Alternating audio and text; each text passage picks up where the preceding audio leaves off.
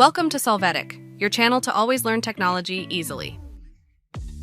Below in the description, you will find useful links we used in this video.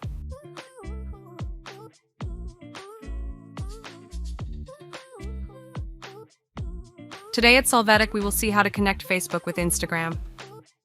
We'll start by opening the Instagram app, then click on the drop-down menu on the right side and then click on Settings and Privacy.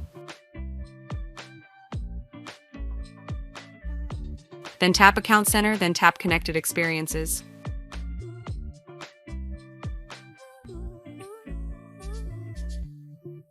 Now tap on Sharing Across Profiles and then on the Add Facebook Account option.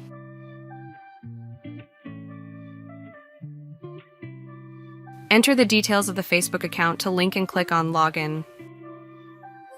Click on Continue to continue with the process.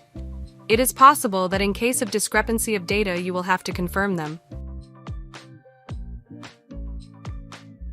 Finally, tap on Yes, Add Profile to have your Facebook account added. If we now return to the Account Center and consult the profiles, we will see the Facebook account added and linked. Hey, remember to subscribe Solvetic channel.